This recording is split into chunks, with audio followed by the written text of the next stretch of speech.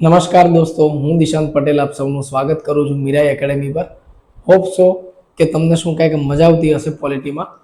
તો એવો જ એક ટોપિક કે જે સૌથી ઇમ્પોર્ટન્ટ થીમ હોય છે દરેક એક એક્ઝામની, ચાહે એ ક્લાસ 3ની એક્ઝામ હોય, ક્લાસ 1-2ની એક્ઝામ હોય, જીપીએસસી હોય, યુપીએસસી હોય, સુપર ક્લાસ 3 એટલે કે ડીવાયએસઓની એક્ઝામ હોય, કે ચાહે પોલીસ કોન્સ્ટેબલ કે પછી પીએસઆઈની એક્ઝામ હોય, દરેક એક્ઝામમાં કોઈ પણ એક્ઝામિનરનો સૌથી ફેવરેટ એટલે કે ગમતો કોઈ શું કહે કે સબ્જેક્ટ હોય તો એ એના અમુક વિષયો ફિક્સ છે. અને કયા વિષયો છે? તો કે સંસદની કાર્યપ્રણાલીઓ, સંસદમાં કઈ કઈ વસ્તુઓ આવે, તો કે એની અંદર લોકસભા, રાજ્યસભા અને રાષ્ટ્રપતિ ત્રણેયનો સમાવેશ થાય. તો એવી જ રીતે પછી બીજું એનું કયું છે? તો કે વિધાનમંડળની શું કહે કે કાર્યવિધિઓ. વિધાનમંડળની અંદર કોણ કોણ આવશે? તો કે વિધાનસભા, રાજ્યપાલ અને જે રાજ્યમાં વિધાન પરિષદ હોય એ. તો એવો જ એક ટોપિક આપણે આજે ચર્ચા કરવાની છે. અને ખાલી ચર્ચા નથી કરવાની, એટલું યાદ રાખજો કે કોઈ પણ એક્ઝામની અંદર આના મિનિમમ 1 થી 2 પ્રશ્ન હશે ને હશે જ. બરાબર છે? ખાલી આજનો જે આ લેક્ચર છે એ તમને શું કહે કે 2 પ્રશ્ન આપીને જશે. અને ટોપિક શું છે? તો ટોપિક છે ભાગ 5 રાષ્ટ્રપતિ. ભાગ 5 ની અંદર ખાલી રાષ્ટ્રપતિ નથી, રાષ્ટ્રપતિ છે, સંસદ, રાષ્ટ્રપતિ, ઉપરાષ્ટ્રપતિ, સંસદ, પછી ન્યાયપાલિકા શું કહે કે કઈ રીતે કામ કરે એ પણ છે એની અંદર. પછી ભાગ 6 ચાલુ થાય તેમાં રાજ્યોની ચર્ચાઓ છે. તો એ ભાગ 5 માંથી એક એનો પાર્ટ રાષ્ટ્રપતિ જે છે એની આપણે આજે ચર્ચા કરવાની છે. બરાબર? તો રાષ્ટ્રપતિ વિશે આપણે કઈ કઈ વસ્તુ જાણશું. જો હવે છે ને મિત્રો, થોડીક શું કહેવાય કે આમાં ચેન્જ લાવવાનો છે આપણે પોલિટી ભણતી વખતે. જ્યાં સુધી તમે મૂળભૂત અધિકારો, મૂળભૂત ફરજો, રાજ્ય નીતિ અને માર્ગદર્શકના સિદ્ધાંતો, ઇમરજન્સીના પ્રાવધાનો, અનુસૂચિત જાતિ જનજાતિઓ માટેના પ્રાવધાનો, સંસ્થા વિશેષ માટેનો કોઈ આર્ટિકલ, આ બધી વસ્તુ તમે જ્યારે ભણતા હો ને તો તમારે એનો અનુચ્છેદ યાદ રાખવો જરૂરી બને. પણ જ્યારે તમે સંસદીય કાર્યપ્રણાલી ભણવાનું ચાલુ કરો, એટલે કે સંસદીય વ્યવસ્થા તરફ આગળ જવાનું ચાલુ કરો, એટલે તમારા માટે અનુચ્છેદ જે છે એ એટલા ઇમ્પોર્ટન્ટ નથી રહેતા જેટલા કે એના સિદ્ધાંત તમારી માટે શું કંઈક ઇમ્પોર્ટન્ટ થઈ જાય છે. શા માટે હું તમને આવું કહું છું? કેમ કે જો હવે અનુચ્છેદ યાદ રાખવાની પ્રોબ્લેમ નથી. હવે તમારે અનુચ્છેદ યાદ નથી રાખવાના, પણ તમને એ ખબર હોવી જોઈએ કે રાષ્ટ્રપતિ શું કરી શકે અને શું ના કરી શકે. રાષ્ટ્રપતિના અંડરમાં કયો પાવર આવે અને કયો ના આવે, કયો પાવર રાષ્ટ્રપતિના અંડરમાં છે, કયો પીએમના અંડરમાં છે, કઈ વસ્તુ ઓનલી સંસદ કરી શકે, શું ન્યાયપાલિકા કરી શકે, આવી તમને ખબર પડવી જોઈએ. તો અનુચ્છેદ જેવું તમે ભાગ 5 ની અંદર આવો તો 5 ની અંદર તમારે અનુચ્છેદ યાદ રાખવાની ઝંઝટ જતી રહેશે, પણ કન્સેપ્ચ્યુઅલી શું કહે કે યાદ રાખવાની ઝંઝટ વધી જશે કે કોના જોડે કયા પાવર્સ છે અને કોણ શું કરી શકે, કઈ રીતે નિમણૂક થઈ શકે, એ બધું યાદ રાખવું વધારે ઇમ્પોર્ટન્ટ થઈ જાય. બરાબર છે? તો થીમ 2-3 પકડી લો કે અનુચ્છેદ યાદ રાખવાની બહુ વધારે પડતી મગજમારી નથી, કેમ કે એક્ઝામની અંદર rare of the rare case આવો પ્રશ્ન પૂછાય. અને એના માટે બરાબર છે, એ વસ્તુના માટે તમારું નસીબ ખરાબ હોય તેવો પ્રશ્ન આવે. બરાબર છે? પણ એના માટે શું કહે કે બાકી બધી વસ્તુ બગાડે નહીં. એટલે કે આના અનુચ્છેદ યાદ રાખવાના ચક્કરમાં બીજી બધી વસ્તુ ઉપર એક્સ્ટ્રા લોડ આવી જાય એવું કામ નહીં કરવાનું. પડી ગઈ ખબર? તો આટલી એક વસ્તુ સમજાય. હવે રાષ્ટ્રપતિ ઉપર આવું તો જો રાષ્ટ્રપતિ જે છે ભારતના, એક તો 2 વસ્તુ છે. કઈ 2 વસ્તુ છે? કે એક રાષ્ટ્રપતિ અને એક પ્રધાનમંત્રી. બરાબર? હવે જો અહીંયાથી તમને થોડું સમજાય દો. રાષ્ટ્રપતિ જે છે, બરાબર છે, આપણા અહીંના એને શું કહેવાય કે ડી જુરે તરીકે ઓળખીએ છીએ આપણે. ડી જુરેનો મતલબ એવો શું કહે કે એવો હેડ જે દેશનો એવો શું કહે કે વડો કે જેની પાસે સાઇન પાવર હોય, એટલે કે બંધારણીય વડો હોય. બરોબર છે? તો ડી જુરે જે છે એને બંધારણીય વડો કહેવાય, બંધારણીય વડો. બરાબર છે? અને જ્યારે તમને આ રીતનું લખીને આપે કે ડી ફેક્ટો, તો ડી ફેક્ટો નો મતલબ થાય વાસ્તવિક વડો. વાસ્તવિક વડો, કોઈ પણ દેશનો વાસ્તવિક વડા નેતા જે હોય એને શું કહે કે ડી ફેક્ટો કહેવાય. તો એ જે છે એ પીએમ થઈ જશે. બરોબર છે? Prime minister. તો આ બંને વસ્તુ તમને યાદ રહેવી જોઈએ કે એક જે રાષ્ટ્રપતિ જે છે એ આપણા દેશમાં સૌથી સર્વોચ્ચ પદ તો છે, ધીસ ઇઝ રાઈટ, પણ એ રાષ્ટ્રપતિ જે છે એ રબર સ્ટેમ્પ છે. બરાબર છે? રબર સ્ટેમ્પ શું કહે કે આપણા રાષ્ટ્રપતિ ઉપર સમયે સમયે આરોપ લાગતા રહ્યા છે. કેમ રબર સ્ટેમ્પ? કે કાર્યપાલિકા ના વડા એટલે કે પ્રધાનમંત્રી અને એનું મંત્રીમંડળ જે પ્રમાણે રાજ્ય રાષ્ટ્રપતિને કહેશે એ પ્રમાણે રાષ્ટ્રપતિને કામ કરવું પડશે. આવું 42મું સંશોધન જે છે એની અંદર લખવામાં આવ્યું હતું. બરાબર? કે શું? કે રાષ્ટ્રપતિ જે છે એ મંત્રીમંડળની સલાહ ઉપર કાર્ય કરવા માટે બાધ્ય છે. પડી ગઈ ખબર? બરાબર છે. તો રાષ્ટ્રપતિ જે છે એના પાસે એઝ સચ અમુક પાવર્સ હું તમને બતાવીશ કે જ્યાં આગળ રાષ્ટ્રપતિના પોતાના વિશેષાધિકાર બી છે અને એમના પોતાના પાવર છે કે જ્યાં આગળ કાર્યપાલિકા એમનું કશું જ નહીં કરી શકે, પણ બાકી બધી જગ્યાએ ડિસિઝન લેવા માટે કાર્યપાલિકા જે છે એને લૂપ હોલમાં રાખવી પડશે, એટલે એની સલાહ લેવી પડશે, એની સલાહ અનુસાર જ કામ કરવું પડશે, ફરજિયાત છે એની સલાહ પ્રમાણે જ કામ કરવું પડશે. કોઈ એમાં પોતાનો વિચાર શું કે દાખલ કરી નહીં શકે. તો સૌથી પહેલા સમજી લો કે રાષ્ટ્રપતિ જે છે એ ભણતા પહેલા એટલું સમજી લો કે સાઇન પાવર છે ખાલી ને ખાલી શું કે સહી કરવા માટે રાખેલ છે. કહેવાનો મતલબ બંદૂક પીએમ ની, એટલે કે બંદૂક લઈને શું કે વડાપ્રધાન ઉભા છે અને ખભો કોનો હતો કે રાષ્ટ્રપતિનો. તો રાષ્ટ્રપતિના ખભે શું કે પ્રધાનમંત્રી જે છે બંદૂક રાખશે અને ગોળી ફોડશે. જેને તમે કહો ને કે કોકના ખભે મૂકીને બંદૂક ફોડવાની વાત છે, તો પ્રધાનમંત્રી રાષ્ટ્રપતિના ખભે બંદૂક મૂકીને ફોડે એટલે મતલબ બાકી બધા જ ડિસિઝન જે છે એ પ્રધાનમંત્રી રાષ્ટ્રપતિની સહી દ્વારા લે, પણ ડિસિઝન બધા લે કોણ? તો કે પ્રધાનમંત્રી, નહીં કે રાષ્ટ્રપતિ. પડી ગઈ ખબર? તો આ વસ્તુ તમને સમજાય એના પછી સ્ટાર્ટ કરવાની મજા આવશે. હવે મેં તમને પહેલા જ કીધું કે આમાં તમારે અનુચ્છેદ એટલા બધા યાદ રાખવાના નથી, બરાબર છે. યાદ તમને કન્સેપ્ટ હોવો જોઈએ, ખાસ યાદ રાખવાનું છે તમારે. તો આડાઅવળા છે અનુચ્છેદ. કેમ આડાઅવળા છે? કેમ કે ક્રોનોલોજી બનાવવા માટે આડાઅવળા છે, બરાબર? એટલે બિલકુલ ચિંતા ના કરતા. તો જો આપણે સ્ટાર્ટ કરીએ, બરાબર. જો રાષ્ટ્રપતિ અનુચ્છેદ 52 થી 61, 52 થી 61 લખ્યું છે, બાકી ભાગ 5 ની અંદર જ્યાં જ્યાં રાષ્ટ્રપતિની શક્તિઓ છે બધું જ શું કે ડિસ્ક્રાઇબ કરી દીધું છે. કેમ કે રાષ્ટ્રપતિ પાસે વહીવટી શક્તિઓ છે, એની પાસે કારોબારી શક્તિઓ છે, એની પાસે શું કહેવાય કે વિત્તીય શક્તિઓ છે, નાણાં શક્તિઓ છે રાષ્ટ્રપતિ પાસે. એના સિવાય કે રાજદ્વારી શક્તિઓ, રાજદ્વારી એટલે કે ડિપ્લોમેટિક પાવર છે, સૈન્ય શક્તિઓ છે. એ બધી જ શક્તિ કે બધા પાવરની અંદર કયા કયા અનુચ્છેદ ભાગ 5 માં આવશે એની બી આની જોડે ચર્ચા કરી લઈશું. અનુચ્છેદ યાદ રાખવામાં ચિંતા ના કરતા, અનુચ્છેદ પાછળ ગાંડા ના થતા, ખાલી તમારે કન્સેપ્ટ યાદ રાખવાના છે કે રાષ્ટ્રપતિ શું કરી શકે શું ના કરી શકે, બરોબર? ચલો, તો એની સાથે શું કહેવાય કે શરૂઆત કરીએ. તો જો પહેલી વસ્તુ શું કહે છે, બંધારણના અનુચ્છેદ 52 પ્રમાણે. તો અનુચ્છેદ 52 તો શું કહેવાય કે મતલબ શરૂઆત જ ત્યાંથી જે આપણને ખબર હોવી જોઈએ. ત્યાં આગળ શું છે, રાષ્ટ્રપતિનું પદ જે છે ને એ ડિસ્ક્રાઇબ કરવામાં આવ્યું છે કે રાષ્ટ્રપતિના પદની જોગવાઈ કરવામાં આવી છે. બસ થઈ ગયું, બરાબર છે. પદની જોગવાઈ કરવામાં આવી છે. આ શું કહે કે અનુચ્છેદ 52 કહે છે. આટલેથી અનુચ્છેદ 52 પૂરો થઈ ગયો. કોઈ દી પૂછાયો નથી આ સુધી, કોઈ એક્ઝામમાં પૂછાશે પણ નહીં, બરાબર છે. યાદ અહીંયાથી રાખવાનું છે. પહેલું જો હવે 52 થી 53 નહીં ગયા, 58 સીધા આયા. શું કહે છે, રાષ્ટ્રપતિ બનવા માટેની યોગ્યતા અનુચ્છેદ 58. યાદ રહેતો ઠીક, ના રહેતો ઠીક, એટલા માટે જ અનુચ્છેદ 58 કરીને નથી લખ્યું. આ લખીને અનુચ્છેદ 58 લખ્યું મેં તમને, એટલે તમને ખબર પડે કે અનુચ્છેદ બહુ ઇમ્પોર્ટન્ટ આના માટે નથી. નંબર યાદ રાખવો જરૂરી નથી, આ વસ્તુ યાદ રાખવી જરૂરી છે, બરાબર છે. તો બનવા માટેની યોગ્યતા કઈ કઈ જોઈએ એની? તો કે એક તો ભારતનો નાગરિક હોવો જોઈએ, બરોબર છે. સીધી વસ્તુ આપણને સમજાય. બીજી વસ્તુ શું હોવી જોઈએ કે ઉંમર જે છે એ 35 વર્ષ કાં તો એનાથી વધારે હોવી જોઈએ, ઓછી ન હોવી જોઈએ, બરાબર છે. બીજી વસ્તુ આવી તમને કે ત્રીજું, કોઈ પણ જાતનો લાભનું પદ શું કે ધારણ ન કરેલું હોય. લાભનું પદ તમે પૂછશો સર કોને કહેવાય, તો એની હમણાં ચર્ચા કરીએ આપણે, લાભનું પદ કોને કહેવાય, બરોબર છે. અને લાસ્ટમાં કે લોકસભાના સભ્ય બનવાની શું કહેવાય કે લાયકાત ધરાવતો વ્યક્તિ હોવો જોઈએ. આ 4 મુખ્ય શરતો છે, બરાબર છે. 4માં તમારે શબ્દ કયા કયા પકડવાના છે? તો શબ્દ પકડવાના ભારતનો નાગરિક, બરાબર છે. ભારતનો નાગરિક હોવો જોઈએ. બીજું, લાભનું પદ ન ધરાવતો હોવો જોઈએ, બરાબર. ઓછામાં ઓછી ઉંમર શું કહે કે 35 વર્ષ પૂર્વ હોવી જોઈએ, આટલું યાદ રાખવાનું છે. અને લોકસભાના સભ્ય બનવાની લાયકાત, લોકસભાના સભ્ય બનવાની લાયકાત ધરાવતો હોવો જોઈએ, બરોબર. આ 4 વસ્તુ આપણને યાદ રહેવી જોઈએ. હવે શું કહેવાય કે આપણે જાણવાનું છે એ કે આ લાભનું પદ છે શું સર, બરાબર છે. તો અહીંયા આગળ શું કહે કે આપણે એને ડિસ્ક્રાઇબ કરી દઈએ કે લાભનું પદ, બરોબર. લાભનું પદ, લાભના પદને ઇંગ્લિશની અંદર ઓફિસ ઓફ પ્રોફિટ કહેવાય, ઓફિસ ઓફ પ્રોફિટ, બરાબર. હવે આ લાભનું પદ છે શું એ આપણે સમજવાનું છે. તો જુઓ, લાભનું પદ જે છે આ એને કહેવાય કે કોઈ પણ સરકારી સંસ્થામાં, કોઈ પણ સરકારી સંસ્થામાં સરકારી હોદ્દો ધરાવતી વ્યક્તિ કે જેને વિત્તીય લાભ પણ સરકાર દ્વારા મળતા હોય એવા તમામ પદ શું થઈ જશે? તો કે લાભનું પદ, બરોબર છે. તો કે અહીંયા આગળ લખી દઈએ, સરકારી સંસ્થામાં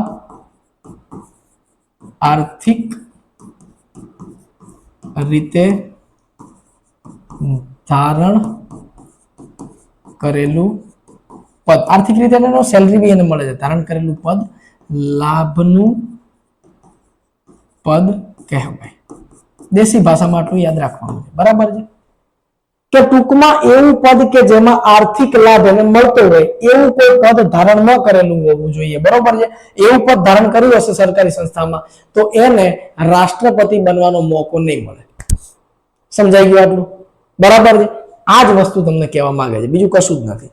તો બધી જ વસ્તુ સમજાય કે ભારતનો નાગરિક હોવો જોઈએ, લાભનું પદ ધારણ ન કરેલું હોવું જોઈએ, 35 વર્ષથી ઓછી કાં તો 35 વર્ષથી વધારે કાં તો 35 વર્ષની ઉંમર હોવી જોઈએ, લોકસભાના સભ્ય બનવાની લાયકાત ધરાવતું હોવું જોઈએ. આ બધું જે કરી શકશે તે રાષ્ટ્રપતિ જે છે એ બનવા માટે નોમિનેટ થઈ શકે, નામ નોંધાઈ શકશે. બરોબર છે. હવે નામ નોંધાયા પછી શું? બરાબર છે. આ તો થઈ ગઈ યોગ્યતા. હવે નોંધાવવા માટે, ઉમેદવારી નોંધાવવા માટે કઈ કઈ વસ્તુને ફોલો કરવી પડશે? પહેલા તો આ વ્યક્તિ યોગ્ય થયો રાષ્ટ્રપતિ ઉમેદવાર બનવા માટે, પણ ઉમેદવારી નોંધાવી હશે તો કઈ કઈ વસ્તુઓ જોઈશે? તો સિમ્પલી તમને યાદ રહેવું જોઈએ કઈ કઈ વસ્તુઓ હોવી જોઈએ. બરાબર છે. એક તો મતદાર મંડળ જે છે, બરાબર છે, મતદાર મંડળ જે લોકસભાની અંદર છે, બરાબર, રાજ્યસભાની એટલે સંસદની અંદર જે મતદાર મંડળ જે છે તમારે એના 50% કન્સન્ટ એટલે કે 50 સભ્યો જે છે એ 50 સભ્યોની સહી જોઈશે. બરોબર, લિખિતમાં સહી જોઈશે. અને 50 સભ્યોનું વર્બલ એટલે કે શું કહે કે મું જબાની એમની શું કહે કે તમારે તમારા ફેવરમાં જોઈશે. એટલે ટોટલ 100 લોકોની શું કહે કે મંજૂરી હશે તો તમે નામ નોંધાઈ શકશો. બરાબર, પહેલી વસ્તુ. બીજું, આરબીઆઈ ની અંદર આમાં આરક્ષણ લાગુ નહીં પડે. બરાબર છે. દરેક સભ્યને જે પણ નામ નોંધાવે છે કોઈ આરક્ષણનું પ્રાવધાન નથી. એસસી કેન્ડિડેટ છે કે એસટી કેન્ડિડેટ એવું કશું જ રાષ્ટ્રપતિના નોમિનેશન માટે ન થતું. દરેક સભ્ય જે રાષ્ટ્રપતિ માટે નામ નોંધાવે તેને આરબીઆઈમાં 15,000 રૂપિયાની ડિપોઝિટ જે છે એ જમા કરાવવી પડે. પડી ગઈ ખબર? અને બીજું, ત્રીજી વસ્તુ શું કે આ જે ડિપોઝિટ છે એ 1/6 માઉન્સ, બરાબર છે, એટલે કે છઠ્ઠા ભાગના વોટ પણ જો એને ના મળે કુલ વોટ સંખ્યાના તો એ ડિપોઝિટ એની જપ્ત થઈ જાય, એટલે કે ડિપોઝિટ એની જાય. આ શું કહે કે ઉમેદવારી નોંધાવવા માટેના પ્રાવધાનો છે. તો પહેલું શું કહે છે? રાષ્ટ્રપતિની ચૂંટણીમાં ઉમેદવારી નોંધાવવા માટે મતદાર મંડળના સંસદના 2 માંથી કોઈ પણ એક ગૃહના, બરાબર છે, કીધું ને, સંસદના 2 માંથી કોઈ પણ એક ગૃહના ઓછામાં ઓછા 50 સભ્યો. શબ્દ પકડજો, પહેલો કયો છે કે સંસદના 2 માંથી કોઈ પણ એક ગૃહ, બરાબર, કોઈ પણ એક ગૃહ, 2 માંથી કોઈ પણ એક ગૃહના ઓછામાં ઓછા કેટલા? તો કે 50 સભ્યો સહી કરેલો પ્રસ્તાવ શું કહેવાય કે જોઈશે. બરોબર છે. જો સહી કરેલો પ્રસ્તાવ તથા ઓછામાં ઓછા 50 સભ્યોનું મૌખિક આવ્યું.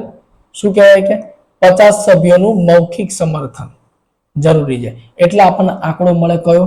તો કે આપણને આંકડો મળી જાય 100 વાળો. બરાબર, તો જો 100 જણની કન્સેન્ટ હોવી જરૂરી છે. તો ટોટલ કેટલા જણની શું કહે કે જરૂરી છે? 100 લોકોના સભ્યોનું સમર્થન જરૂરી છે. ડન? પડી ગઈ ખબર? આ પહેલો પોઈન્ટ થઈ ગયો. બીજો પોઈન્ટ શું કહે છે? આ સમર્થન મેળવ્યા બાદ ઉમેદવારે 15,000 ની શું કહેવાય કે શું કરવાની છે? તો કે આ લખ્યું જ છે 15,000 રૂપિયાની ડિપોઝિટ. બરોબર છે. 15,000 રૂપિયા ડિપોઝિટ પેટે રિઝર્વ બેંકમાં, બરોબર, આ યાદ રહેવું જોઈએ. આરબીઆઈ માં ડિપોઝિટ કરવાના છે. બરોબર, એ જમા કરાવવાના રહેશે. બરોબર. અને છેલ્લું છે, જો ઉમેદવારને ચૂંટણીમાં પડેલા કુલ મતોના મત 1/6, અહીંયા આગળ 1/6 નથી એટલે આપણે સેટ કરવું પડશે. મત 1/6 પણ ન મળે તો ઉમેદવારની ડિપોઝિટ જે છે એ કેવી થઈ જશે? તો કે જપ્ત થઈ જશે. કુલ મતોના 1/6 ન મળે તો શું થઈ જશે? ડિપોઝિટ જે છે એ જપ્ત કરવામાં આવશે. પડી ગઈ ખબર? બરાબર છે. આ એના ઉમેદવારી નોંધાવવા માટેના શું કહે કે પ્રાવધાનો છે. હવે ઉમેદવારી બી નોંધાઈ દીધી, બરાબર, અને વ્યક્તિ યોગ્ય બી છે, તો સીધી વસ્તુ છે. હવે ચૂંટણી ઉપર વાત આવશે.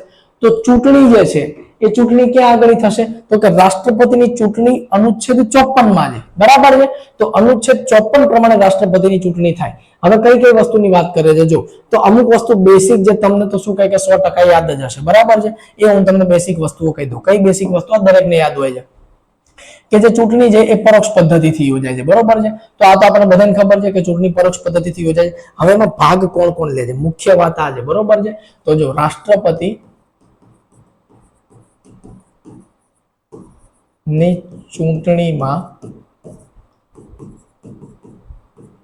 ભાગ લેતા સદનો અહીંયા લખ્યા જ છે, બરાબર છે. તમને સમજાવવા માટે હું એક બાજુથી શું કહેવાય કે લખતો જાઉં છું. જો કશું જ છે નહીં. તો જો પહેલા તો લોકસભાના સદસ્યો આવશે, બરાબર.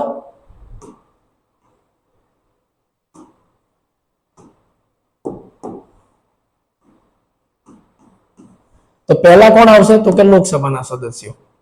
તો જો લોકસભાના ચૂંટાયેલા સભ્યો, બરાબર.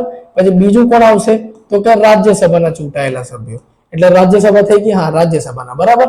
એના પછી કોણ આવશે તો કે 28 રાજ્યોની વિધાન સભા ના ચૂંટાયેલા સભ્યો. આમાં વિધાન પરિષદ નહીં આવે, બરાબર છે. ખાલી ને ખાલી લોક રિપ્રેઝેન્ટેટર જે હશે એ જ લોકો આવશે, બીજા કોઈ આવશે નહીં. અને આના પ્લસ બીજા કોણ આવશે? 2 કેન્દ્ર શાસિત પ્રદેશો ની વિધાનસભા. વિધાનસભા કઈ કઈ 2 વિધાનસભા છે તો કે એ બે વિધાનસભા આપણને ખબર જ છે કે એક તો દિલ્હી અને પુડુચેરી કે તો પોંડિચેરી, જે તમને ઠીક લાગે, બરાબર છે. પોંડિચેરી ડન. તો જોઈ લો અહીંયા આગળ આ જે લખ્યું છે એ ત્યાં આગળ લખાણ છે. લોકસભાના ચૂંટાયેલા સભ્યો, રાજ્યસભાના ચૂંટાયેલા સભ્યો, 28 રાજ્યોની વિધાનસભાના ચૂંટાયેલા સભ્યો, 2 કેન્દ્ર શાસિત પ્રદેશો દિલ્હી અને પુડુચેરીની વિધાનસભાના ચૂંટાયેલા સભ્યો, 70માં બંધારણ શું કહે 1992 પ્રમાણે. આ યાદ રાખવાનું ભૂલતા નહીં, બરાબર છે. કે આ ક્યારથી લાગુ કરવામાં આવ્યું તો કે 70માં બંધારણ સુધારથી 1992 થી શું કહે આ વસ્તુ લાગુ પડી, બરાબર છે. ડન. પડી ગઈ ખબર. તો અનુચ્છેદ શું કહે કે ચૂંટણી ક્યાંથી થાય તો કે અનુચ્છેદ 54 પ્રમાણે. હવે આ ચૂંટણી કઈ પદ્ધતિથી થાય છે, કઈ રીતે શું કહે કે કઈ મેથડનો યુઝ થાય છે એ આમાં તમારે જોવાનું છે. કેમ કે આ ચૂંટણી જે છે એ લોકસભાની ચૂંટણી નથી, રાજ્ય શું કહે કે પ્રેસિડેન્ટની ચૂંટણી છે. અને પરોક્ષ ચૂંટણી થાય છે કઈ રીતે એ જ્યારે તમારે જોવું છે તો શું કહે કે તમારે આને સમજવું પડશે, બરાબર. તો જો હવે મતનું મૂલ્ય શું હોય અને મતના મૂલ્ય જાણ્યા પછી કઈ રીતે ચૂંટણી કરવાની છે એ બંને વસ્તુ આપણને જાણવા મળે. તો જો પહેલી વસ્તુ, નીચે દર્શાવેલ સભ્યો રાષ્ટ્રપતિની ચૂંટણીમાં મત આપી શકતા નથી. હવે મત કોણ નહીં આપી શકે આપણે પહેલું એ જોવાનું છે, બરાબર. આ એક્સ્ટ્રા એડિશનલ ઇન્ફોર્મેશન છે. લોકસભામાં રાષ્ટ્રપતિ દ્વારા નિમણૂક પામતા 2 એંગ્લો ઇન્ડિયન સભ્ય. હવે 2 એંગ્લો ઇન્ડિયન સભ્ય વાળો જે મેં પોઈન્ટ જે છે આને શું કહે કે હાથે કરીને અહીંયા આગળ મૂકેલો છે, કારણ કે તમને યાદ રહે. આ હવે શું કહે કે કન્સિડર નથી થતું, કારણ કે કેમ એવું છે અહીંયા આગળ હું તમને રીઝન લખી દઉં કે 104 અરે અનુચ્છેદ ક્યાં આવી જાય છે 104 સંવિધાન સુધારાથી 2 એંગ્લો ઇન્ડિયન ની નિમણૂક રદ થઈ ગઈ છે, મનોનીત થતા હતા, બરોબર થઈ ગઈ છે. પહેલા મનોનીત કરવામાં આવતા હતા એમને, આ મનોનીત હવે નથી થતા. 104માં સંવિધાન સુધારથી આ કેન્સલ થઈ ગયું છે, બરાબર છે. એટલે ખાસ તમને બધાને કહું છું કે આ જે પોઈન્ટ છે આ પોઈન્ટ તમને યાદ રહેવો જોઈએ, બરાબર. હવે બીજું શું કહે છે, રાજ્યસભાના રાષ્ટ્રપતિ દ્વારા નિમણૂક પામતા 12 સભ્યો. સીધી વસ્તુ છે, પબ્લિક રિપ્રેઝેન્ટેટિવ થોડી ના છે. એ તો શું કહે કે રાષ્ટ્રપતિ એમને નિમણૂક કરેલા છે, મનોનીત કરેલા છે. મનોનીત મતલબ કે રાષ્ટ્રપતિ 4 જગ્યાએથી શું કહે કે 12 સભ્યોને ઉઠાઈ શકે. કયા 4 ક્ષેત્રોમાંથી તો કે ભાઈ શું કહે કે કલા ક્ષેત્રમાંથી, એના પછી સમાજ સુધારણા ક્ષેત્રમાંથી, એવી રીતના જે 5 કોઈ શું કહે કે ઉચ્ચ સામાજિક કાર્ય કર્યું હોય, લેખન કાર્યમાંથી, સાહિત્ય શું કહે કે સાહિત્યકાર જે હોય, તો એવા જે 12 સભ્યો છે એમને ચૂંટેલા હોય, બરાબર. કોઈ શું કહે કે મોટા હોદ્દા ઉપર બેઠેલી કોઈ વ્યક્તિ હોય એને પણ શું કહે કે 12 સભ્યની જેમ નિમણૂક કરી શકે. એ પબ્લિક થ્રુ ના આવે, એ કોના થ્રુ આવે તો કે રાષ્ટ્રપતિ થ્રુ આવે, બરાબર છે. તો એ લોકો બી વોટ નહીં આપી શકે. એના પછી દરેક રાજ્ય અને કેન્દ્ર શાસિત પ્રદેશોની વિધાનસભાના રાજ્યપાલ દ્વારા ચૂંટાયેલા એંગ્લો ઇન્ડિયન સભ્યો. આ બંને પોઈન્ટ એક જેવા છે, બરોબર છે. પોઈન્ટ 1 અને પોઈન્ટ 3 આ બે છે ને હવે શું કહે કે લાગુ થતા નથી, કેમ કે એંગ્લો ઇન્ડિયન જે છે પ્રાવધાન કેન્સલ થઈ ગયું છે. ડન. ચલો, અને એના પછી વિધાન પરિષદના ચૂંટાયેલા તથા નિમાયેલા સભ્યો. આ તો ના જ હોય, સીધી વસ્તુ ખબર પડે, બરાબર છે. તો આ 4 તમને પોઈન્ટ યાદ રહે, સીધા યાદ રહેવા પોઈન્ટ. હવે મેઇન જે છે એ આ છે કે ચૂંટણી થાય છે કઈ રીતે. તો અનુચ્છેદ 55 માં રાષ્ટ્રપતિની ચૂંટણીનો પદ્ધતિનો ઉલ્લેખ કરવામાં આવેલો. શું કહે કે 55 માં રાષ્ટ્રપતિની ચૂંટણીનો ઉલ્લેખ કરવામાં આવેલો છે. હવે આ ચૂંટણી પદ્ધતિ કેવી છે એ આપણે જોવાનું છે. 55 આપણને એ જ વસ્તુ કહે છે કે રાષ્ટ્રપતિની ચૂંટણી સમતુલ્યતાના સિદ્ધાંત એટલે કે આનુપાતિક પ્રતિનિધિત્વ, બરાબર છે. તો કોને કહેવાય આનુપાતિક પ્રતિનિધિત્વ એ સમજાઈશ હમણાં તમને હું. તો આ આખે આખું બરાબર છે. તો કે એક તો આ મેથડ છે અને એને કઈ રીતે શું કહે કે કરવામાં આવે છે તો કે એકલ સંક્રમણીય મત પદ્ધતિ. જો આપણી લોકસભાની જે ચૂંટણી થાય છે ને એને first past the post system તરીકે કહેવાય છે, બરોબર. ફર્સ્ટ પાસ્ટ ધ પોસ્ટ સિસ્ટમનો મતલબ વોટર એક જ વોટ આપી શકશે. એક વોટનું મૂલ્ય કોઈ પણ વોટર આપે સેમ જ હશે, બરાબર છે. અને એ રીતે સાદી બહુમતથી, સાદી બહુમત કોને કહેવાય 50% કરતા એક વધારે, એ રીતે કોઈ પણ પાર્ટી જીતે તો એ લોકસભાનું ઇલેક્શન થઈ ગયું. આ ઇલેક્શન એવું નથી, આ ઇલેક્શન થોડુંક અલગ છે. તો સમતુલ્યતાનો સિદ્ધાંત કોને કહેવાય, બરોબર છે. અને એકલ સંક્રમણીય મત પદ્ધતિ શું છે એને આપણે એક વખત સમજી લઈએ. જુઓ તો જુઓ ધ્યાનથી સમજજો, બરાબર છે. જો અહીંયા આગળ તમને એ વસ્તુ એક્ઝેક્ટલી સમજાય દો, બરાબર. તો પહેલા તો સમજો કે આનુપાતિક પ્રતિનિધિત્વ શું છે. આનુપાતિક પ્રતિનિધિત્વનો મતલબ સીધો એકદમ સરળ મતલબ છે, બરોબર છે. જે તમને એકદમ સિમ્પલ ભાષામાં સમજાવવો જોઈએ. એ મતલબ એવો છે કે જેટલા મત એટલું પ્રતિનિધિત્વ. દેશી ભાષામાં યાદ રાખવાનું, બરોબર. એકદમ દેશી ભાષામાં. બહુ છે ને શું કહે કે ટેકનિકલ ભાષામાં પડવું નહીં, કેમ કે ટેકનિકલ ભાષા છે ને હંમેશા હેરાન કરે માણસને, બરોબર છે. તમને યાદ ના આવે, સાચા સમયે કન્સેપ્ટ યાદ ના આવે, એવા કન્સેપ્ટનો મતલબ જ શું ભાઈ, એવો કન્સેપ્ટ ભણવો જ ન જોઈએ તો, બરોબર. તો આમાં સીધે સીધું શું હતું કે જેટલા મત એટલું પ્રતિનિધિત્વ. દેખાય છે ને ભાઈ કમ્પ્લીટ? હા, એટલું પ્રતિનિધિત્વ, બરોબર. હવે તમારે એમ કહેશો કે રાષ્ટ્રપતિ તો એક જ બને છે. હું તમને સિમ્પલી સમજાવવા કેવા હું માંગે છે. માની લો, બરાબર છે, કે રાષ્ટ્રપતિની ચૂંટણીમાં 5 જણા ઉભા રહેતા. તો 5 જણાને જે પ્રમાણે વોટ મળ્યા એ પ્રમાણે એમને પ્રતિનિધિત્વ આપો, આ આવું કહે છે, બરોબર છે. જેને સર્વોચ્ચ વોટ મળે એ સર્વોચ્ચ શું કહે કે પાવર ભોગવશે, ઓછા વોટ મળે એ ઓછા પાવર ભોગવશે. પણ ઓછા વાળાને શું કહે કે કંઈક મળશે તો ખરું જ.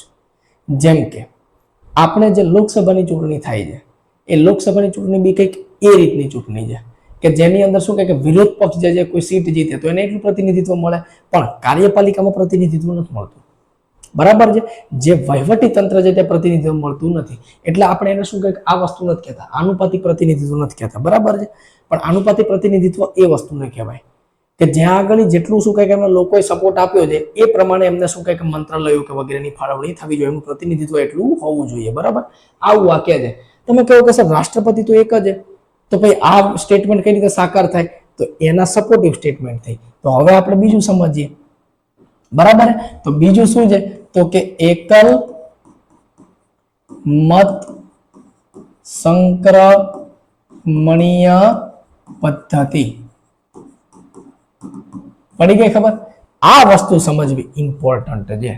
આ સહેલું નથી ભાઈ, બરાબર છે. તો જો હવે ધ્યાનથી સમજજો, હું જે વસ્તુ સમજાવું ને એકદમ ધ્યાનથી સમજજો, બરાબર છે.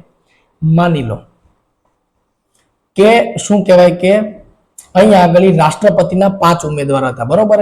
રાષ્ટ્રપતિના 5 ઉમેદવાર એ અહીં લખી દઈએ, રાષ્ટ્રપતિ ઉમેદવાર.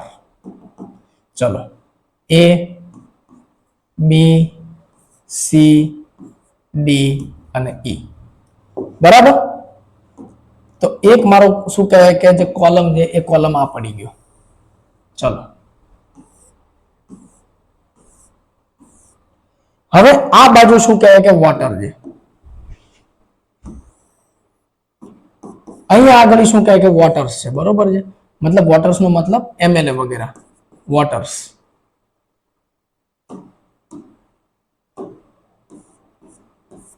તો જો હવે હું એને શું કહે કે એને બી આ રીતે લખી દઉં કે વોટર્સ 1 2 3 અને 4 વ્યવસ્થિત દેખાય છે ને? ચલો 4 સુધી દેખાય છે, ચલો બરોબર છે. હવે જુઓ કઈ રીતે આમાં થશે એ આપણે સમજવાનું છે. વોટર 1 જે છે એને એ જે રાષ્ટ્રપતિ જે છે બરોબર છે એને બીજા નંબરના ક્રમે રાખ્યો. વોટર બી જે છે એને શું કહેવાય કે ત્રીજા નંબરના ક્રમે રાખ્યો. વોટર સી જે છે એને 5મા નંબરના ક્રમે. વોટર એ ડી જે છે એને પહેલા નંબરના ક્રમે અને વોટર ઈ ને ચોથા નંબરના ક્રમે. શું સમજ્યા તમે આમાં? કહેવાનો મતલબ કે જે પ્રતિનિધિઓ ઊભા છે એકલ સંક્રમણીય મત પદ્ધતિ એટલે શું કે જેટલા પ્રતિનિધિ ઊભા છે એમને ક્રમ વાઇઝ શું કહેવાય કે કેટેગરી આપવામાં આવે તો એ એકલ મત સંક્રમણીય પદ્ધતિ થઈ જાય.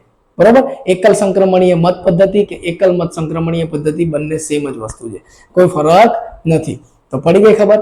કહેવાનો સીધો મતલબ એવો થાય કે જ્યારે શું કહે કે ઉભેલા તમામ ઉમેદવારોને વર્ગીકૃત નંબર વાઇઝ એટલે કે શું કહે કે વરીયતાના આધારે એમને વર્ગીકૃત કરવામાં આવે. વરીયતાના આધારે એટલે કે પહેલી વરીયતા કોણ છે ભાઈ પહેલા વોટર્સની? તો કે ડી. બીજા નંબરની કોણ છે? તો કે એ. ત્રીજા નંબરની કોણ છે? તો કે બી. ચોથા નંબરે ઈ છે, છેલ્લે શું કહે કે સી છે. એ રીતે જ્યારે શું કહે કે તમે કોઈ પણ સદસ્યો જે છે એને નિમણૂક કરવાની કોશિશ કરો એટલે એને એકલ મત સંક્રમણીય પદ્ધતિ કહેવાય. પણ તમે કહેશો કે સાહેબ ઉપરવાળું તો સાબિત થતું નથી. તો જો હવે હું તમને અહીંયા આગળ સિમ્પલી સમજાવું. ત્રણ જણાને આપણે લઈએ, ચોથા નથી લેવું, બરાબર છે? ધ્યાનમાં.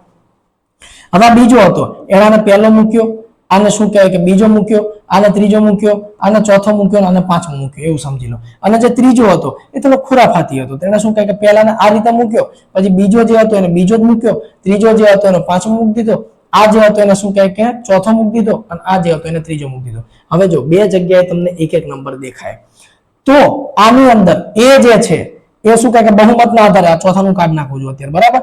તો બહુમતના આધારે એ જે છે એ શું થઈ જશે? તો કે રાષ્ટ્રપતિ બની જશે. પડી ગઈ ખબર? પણ એક લાંબી સંખ્યામાં જ્યારે આ રીતે આગળ ક્રમ ચાલતો જાય અને બે જણાને એક હરખું ક્રમ મળી જાય, દાખલા તરીકે હું તમને અહીંયા આગળ હવે કરી દઉં, બરાબર છે? 3 છે એટલે 3માં પોસિબલ જ નથી એ રીતનું, એટલે મારે ચોથું લેવું જ પડશે, બરાબર છે? તો માનો કે અહીંયા આગળ હું આ ચોથું લઉં અને ચોથાની અંદર હવે આવી પોઝિશન આવે. કેવી? તો કે આને ભાઈ ચોથા નંબરે રાખે, આને ત્રીજા નંબરે રાખે, આને શું કહે કે બીજા નંબરે રાખે, આને પહેલા નંબરે રાખે અને આને કેવા 2 1 2 3 4 અને આને પાંચમા નંબરે રાખે, બરોબર છે? ઈને તો જો હવે બે જગ્યાએ તમને 1 1 દેખાય છે એ અને ડી માં. તો એ અને ડી બંને વચ્ચે શું થઈ ગઈ? ટાઈ પડી ગઈ. ટાઈના સંદર્ભમાં કોણ જીતશે? એ બી તો એક મૂળ વાત છે. આમાં એવું બની કે 3 જણાને એક સરખા વોટ મળી ગયા, 1 1 1 1 વાળી પોઝિશન મળી ગઈ. તો એવા સંદર્ભમાં જીતશે કોણ? તો ત્યારે જેના વોટનું મૂલ્ય સૌથી ઓછું હોય, જેના વોટનું મૂલ્ય સૌથી ઓછું હોય એનો વોટ શું કહે કે બાકી બધામાં સ્પ્લિટ થશે. પણ કયા આધારે સ્પ્લિટ થશે? કે નંબર 2 સૌથી વધારે કોને મળ્યો છે? તો જેને નંબર 2 સૌથી વધારે મળ્યો હશે. હવે જો આને નંબર 2 મળેલો છે, જોયો? આને નંબર 2 મળ્યો જ નથી. તો આમાં જ્યારે ઈ હારી જશે, જો આમાં હાર કોની છે? તો કે ઈ ની. હવે ઈના જે મતનું મૂલ્ય છે એ મતનું મૂલ્ય ત્રણેયમાં ચારેયમાં વેચાશે, પણ ચારેયમાં બી સૌથી વધારે કોને મળશે? તો કે એને. કેમ એને? તો કે એ પાસે એક તો છે જ, એની સાથે શું કહે કે બીજા નંબરની વરીયતા વાળા બી લોકો વધારે છે. પડી ગઈ ખબર? તો આ મત પદ્ધતિ પ્રમાણે શું કહે કે રાષ્ટ્રપતિની ચૂંટણી થાય. બરોબર? સમજાયું તો ઠીક, ના સમજાયું તો શું કહેવાય કે યાદ રાખ લેજો કે આ રીતે શું કહે કે રાષ્ટ્રપતિની ચૂંટણી થાય. ખાલી બે ફેક્ટ યાદ રાખ લેજો, આનુપાતિક પ્રતિનિધિત્વ અને એકલ મત સંક્રમણીય પદ્ધતિ. આ વસ્તુ કોઈ દી એમસીક્યુમાં પૂછાતી નથી, આ બે પૂછાય. આ તો તમને આખી પ્રોસેસ કહી દીધી કે રાષ્ટ્રપતિ ચૂંટણી જીતે કઈ રીતે. પડી ગઈ ખબર? ચલો, તો આ વસ્તુ શું કહે કે તમને આ કહેવા માંગે છે. હવે યાદ રાખવા જેવી બાબત કેટલી છે? તો કે જો રાષ્ટ્રપતિ તરીકે ચૂંટાવા માટે ઉમેદવારે 50% થી વધુ કાયદેસરના મત મેળવવાની જરૂર છે. એ તો સીધી વસ્તુ છે, 50% થી વધારે જ જોઈએ ભાઈ, બરોબર છે? પણ કઈ રીતે? હમણાં જે આગળ સમજાયું એ રીતે, બરોબર છે? આ વસ્તુ છે. હવે યાદ રાખવા જેવી વસ્તુ કઈ? તો કે એક એમએલએ ના મત અત્યાર સુધી કોઈ દી આવો પ્રશ્ન પૂછતા નહોતા. હમણાંના મારા બેટા આયોગ વાળા છે ને બહુ શું કહે કે હોશિયાર થઈ ગયા છે. આવા સૂત્રવાળા પ્રશ્ન પૂછી લે છે. બોલો કેટલી એક્ઝામમાં મેં આ સૂત્રવાળો પ્રશ્ન જોયો, એટલે શું કહે કે સૂત્ર લખવું પડ્યું. પછી જો એક એમએલએ નું મત મૂલ્ય 100 બરાબર 147, રાજ્યની કુલ વસ્તી ભાગ્યા રાજ્યના કુલ એમએલએ ગુણ્યા 1 શું કહે કે 1/1000. આ જે સૂત્ર છે આ સૂત્ર શું કહેવાય કે એક એમએલએ એટલે કે શું કહેવાય કે આપણા જે વિધાનસભાના જે સભ્ય હોય, વિધાનસભાના સભ્યનું મૂલ્ય છે આટલું. પડી ગઈ ખબર? હવે આ ગુજરાતનું એક્ઝામ્પલ છે, પણ કયું એક્ઝામ્પલ? 1976 ની વસ્તી ગણતરી પ્રમાણે, કેમ કે એ જ આજ સુધી બી એનો જ ઉપયોગ થાય છે. તમે 2001 ની કે 2011 ની વસ્તી ગણતરીનો ઉપયોગ કરી ના શકો. શેના માટે? તો કે પરિસીમન માટે. પરિસીમન એક અલગ ટોપિક છે, જ્યારે ત્યાં પહોંચું હું તમને ચર્ચા કરીશ. 1976 ની વસ્તીને જ આપણે કન્સિડર કરીએ છીએ ચૂંટણીમાં, બરોબર? તો ત્યારે આપણી વસ્તી કેટલી હતી? તો કે 2,66,97,488 ભાગ્યા 182 બેઠક જે આજ બી છે, ગુણ્યા 1/1000. એટલે આપણા એક એમએલએ ના મૂલ્ય, એટલે કે ગુજરાતનો જે એક એમએલએ છે એના મતનું મૂલ્ય કેટલું આવે છે? તો કે 147. બરોબર છે?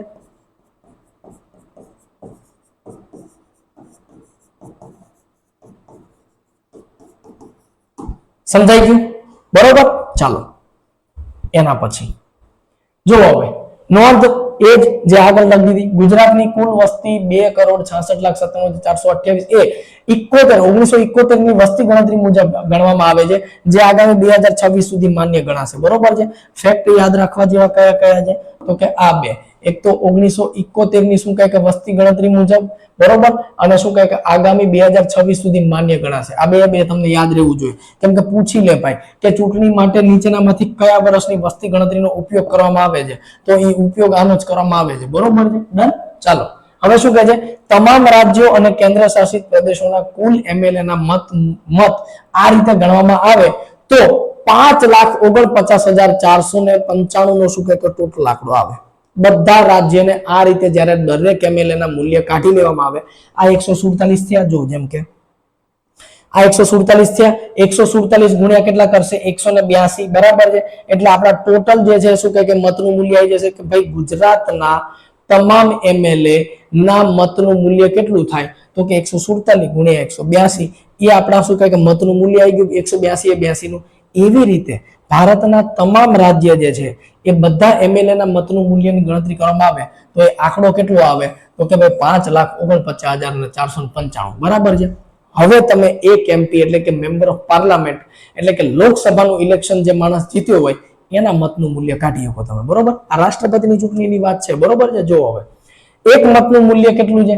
તો કે તમામ રાજ્યના કુલ એમએલએ ના મત મૂલ્ય એટલે કે આ 5,49,495 ભાગ્યા કુલ એમપી. કુલ એમપી કેટલા હોય? તો કે લોકસભામાં 543 અને શું કહેવાય કે રાજ્યસભાની અંદર કેટલા એમપી હોય? તો કે 233. એનો ટોટલ કેટલો આવે? તો કે ભાઈ 776 ટોટલ સભ્યો છે. બરોબર?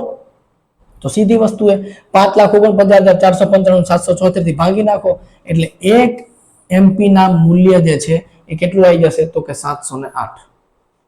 પડી ગઈ ખબર? હવે દરેક એમએલએ બી વોટ કરશે, દરેક એમપી બી વોટ કરશે અને આ વોટિંગ કરાવડાવશે કોણ? તો કે ભાઈ ભારતનું ચૂંટણી પંચ. બરોબર છે? એટલે કે election commission of India ECI જે છે એ રાષ્ટ્રપતિની ઉપરાષ્ટ્રપતિની બેની ચૂંટણી કરાવે ભાઈ. બરાબર છે? લોકસભાની ચૂંટણી એ જ કરાવે, વિધાનસભાની ચૂંટણી એ જ કરાવે. પડી ગઈ ખબર? તો આ બધી કવાયત શું કહે કે ત્યાં આગળ થશે. હવે નોંધ શું છે કે તમામ સંસદ સભ્યોનું કુલ મત મૂલ્ય 5,49,408 જેટલું થાય. આથી રાષ્ટ્રપતિની ચૂંટણીમાં મતદાર મંડળના સભ્યોના કુલ મત, તો કુલ મત કેટલા થશે? કુલ એમએલએ ના મત વત્તા કુલ એમપી ના મત. આવી ગયું ને સૂત્ર? શું કીધું કે બે ને કવાયત કરવાની. ભાઈ એમએલએ ના મત બી ગણાશે ને એમપી ના મત ગણાશે. અહીં એમ ના સમજતા કે એમએલએ ના મત તો એટલે જ કાઢવામાં આવ્યા હતા કે એમપી નું મત કાઢીએ કે નહીં. એ વાસ્તવિકતા નથી. બરાબર છે? વાસ્તવિકતા આ છે. તો જો કેટલું થશે? તો 5,49,495 વત્તા 5,49,408. હવે આ 408 વાળો આંકડો ક્યાંથી લાવ્યો? અહીંયાથી. તો કે ભાઈ 708 ગુણ્યા 776 કેટલો આંકડો આવે? એકવાર આપણે આંકડો જોઈ લઈએ એટલે આપણને ખબર પડી જાય ભાઈ. બરોબર છે? આવી બધી ગણતરીઓ શું કહેવાય કે આપણે કેલ્ક્યુલેટરમાં આપણને આપેલું જ છે ભાઈ. તો 708 ગુણ્યા 776 બોલો વત્તાકાર કરી દીધું. બરાબર? તો કેટલો જવાબ આવે છે? તો કે 5,49,408. આપણો જવાબ આવી ગયો અને એટલો જ અહીંયા આગળ હશે. બરાબર? તો 10,98,903 ટોટલ વોટ થાય. આ જે ટોટલ વોટ છે એમાંથી સૌથી વધારે જેને મળે એ રાષ્ટ્રપતિ બની જાય. પડી ગઈ ખબર? થોડુંક અઘરું છે પણ યાદ રાખવા જેવું શું છે એ તમને ફરીથી એકવાર સમજાવી દઉં. એટલે છે ને જે વિદ્યાર્થી મિત્રો માથેથી વહી ગયું એને વાંધો આવે નહીં. તો ભાઈ અનુચ્છેદ 55 માં રાષ્ટ્રપતિની ચૂંટણી પદ્ધતિ કરવામાં આવી છે. બરોબર, કઈ કઈ પદ્ધતિ છે? તો કે ભાઈ સમતુલ્યના સિદ્ધાંત આધારિત, એટલે કે આનુપાતિક પ્રતિનિધિત્વ અને એકલ સંક્રમણીય મત પદ્ધતિ. આ બે વસ્તુ મુખ્ય શબ્દ પકડવાના છે આપણે, અને સૂત્ર યાદ રાખવાના છે, બસ બીજું કાંઈ યાદ રાખવાનું નથી. પડી ગઈ ખબર? ચલો, એટલું પૈતું હોય તો પછી હવે આપણે જોઈએ કે રાષ્ટ્રપતિ કોઈ બની ગયું. જો રાષ્ટ્રપતિ તમે બનાવી દીધો, અહીંયા સુધી પહોંચ્યા એટલે બરોબર, ચૂંટણી કરાવી દીધી. પેલા એ જોયું કે રાષ્ટ્રપતિ કોણ બની શકે, પછી એ જોયું કે રાષ્ટ્રપતિ શું કહે કે નોંધાવવા માટે ઉમેદવારી નોંધાવાય કઈ રીતે, પછી એ જોયું કે ઉમેદવારી નોંધાઈ ગઈ તો ચૂંટણી કઈ રીતે થાય. હવે એ જોઈએ કે ચૂંટણી થઈ ગઈ છે અને કોઈક જીતી ગયું છે, તો એને જીત્યા પછી શપથ વિધિ કોણ લેવડાવશે, એટલે કે પદ ઉપર બેસતા પહેલા એને પદ ઉપર લઈ કોણ જશે. તો સીધી વસ્તુ એ કે રાષ્ટ્રપતિને એનાથી નીચે જે માણસ હોય કાર્યપાલિકામાં એ તો કરાવી ના શકે, તો કરાવશે કોણ? તો થર્ડ પાર્ટી. અને થર્ડ પાર્ટી કોણ છે? તો કે ભારતના રાષ્ટ્રપતિને શપથ લેવાની જવાબદારી સર્વોચ્ચ અદાલતના મુખ્ય ન્યાયાધીશની છે. અને જો આ મુખ્ય ન્યાયાધીશ ન હોય દાખલા તરીકે, તો એ સમયે સર્વોચ્ચ અદાલતના જે એના પછીના વરિષ્ઠતમ નેતા આવે છે એની જવાબદારી આવશે. બરોબર, જો સર્વોચ્ચ અદાલતના ન્યાયાલયના મુખ્ય ન્યાયાધીશ ગેરહાજર હોય, જો આવ્યું ને ગેરહાજર હોય, તો સર્વોચ્ચ અદાલત ન્યાયાલયના અન્ય વરિષ્ઠતમ ન્યાયાધીશ જે છે એને શપથ લેવડાવશે. બરાબર છે કે ભાઈ શું કહે કે મુખ્ય ન્યાયાધીશની ગેરહાજરીમાં શું કહેવાય કે કોણ કરાવશે? તો કે અન્ય વરિષ્ઠતમ ન્યાયાધીશ એને શપથ લેવડાવશે. ડન? બરોબર, આટલી વસ્તુ ખબર પડી ગઈ. તો એ ક્યાં લખ્યું છે? તો કે 60 માં લખેલું છે. હજી કહું છું, બહુ છે ને વિચારતા નહીં અનુચ્છેદ ઉપર. વિચારવાનું એ છે કે શું કહે કે કઈ કઈ વસ્તુ કરી શકે ને કઈ ન કરી શકે. બરોબર છે. હવે એના પછી કે ભાઈ રાષ્ટ્રપતિ બની ગયો, હવે તો રાષ્ટ્રપતિની સીટ ઉપર બેસી ગયા, તો બોલે એને એના કામના મહેનતના મહેનતાણું ભથ્થું શું આપશો?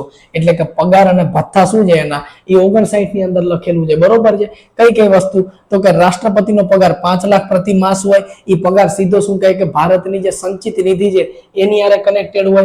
રાષ્ટ્રપતિનું પેન્શન 2.5 લાખ રૂપિયા પ્રતિ માસ હોય. અને રાષ્ટ્રપતિના મૃત્યુ બાદ પરિવારને મળતું પેન્શન 1,25,000 પ્રતિ માસ હોય. બરોબર છે. આ ત્રણ પોઈન્ટ યાદ રાખવા જેવા, આમાંથી કાંઈ ફિલ્ટર ના થાય ભાઈ. બરોબર, ચલો. નોંધ શું છે કે રાષ્ટ્રપતિના મૃત્યુ બાદ તેમના પરિવારોને મળતા પેન્શનનો લાભ માત્ર પતિ કે પત્ની પૂરતા જ સીમિત હોય છે. તે લાભ સંતાનોને મળવા પાત્ર નથી. એ તો સીધી વસ્તુ સમજાય ભાઈ. જો સંતાનોને મળતા થઈ જાય તો રાજેન્દ્ર પ્રસાદ પહેલા બન્યા હતા, તો હવે તેમની કઈ પેઢી આવી ગઈ હશે, તો કઈ કમાવાની જરૂર જ નથી કે બાપાનું પેન્શન આવે છે એમ કે. બરોબર, તો એવું પોસિબલ નથી. ખાલી કોને મળે? તો કે ખાલી ને ખાલી શું કહે કે શું કહે કે એના માનો કે કોઈ લેડીઝ બની હોય તો એના પતિ, કે શું કહે કે કોઈ જેન્ટ્સ હોય તો એના પત્ની પૂરતા જ શું કહે કે સીમિત રહેશે. બાકી શું કહે કે એના સંતાનોને આગળ મળશે નહીં. આ એના પગાર ભથ્થા હતા આર્ટિકલ 59 પ્રમાણે. 60 પ્રમાણે એની શપથવિધિ થઈ ગઈ. બરાબર છે. હવે શું કહે કે કાર્યકાળ કેટલો હશે તમારે જોવાનો છે. તો જો આ એટલે તમને કહું છું કે અનુચ્છેદ નથી યાદ રાખવાના, આડાવડા છે બધા અનુચ્છેદ. બરોબર, સીધી વસ્તુ, બધા અનુચ્છેદ આડાવડા છે. અને હવે છેલ્લે શું આવશે? તો કે ભાઈ એમનો કાર્યકાળ જે છે એ કાર્યકાળ 56 પ્રમાણે રાષ્ટ્રપતિનો કાર્યકાળ કેટલો હોય? તો કે 5 વર્ષનો રાષ્ટ્રપતિનો કાર્યકાળ હોય. બરાબર, આટલી વસ્તુ સમજાઈ ગઈ. હવે મુખ્ય વસ્તુ છે, હવે જે ચર્ચા કરવાની છે આપણે એ એકદમ ઇમ્પોર્ટન્ટ અને આઈએમપી ટોપિક છે. બરાબર છે કે રાષ્ટ્રપતિની સત્તાઓ.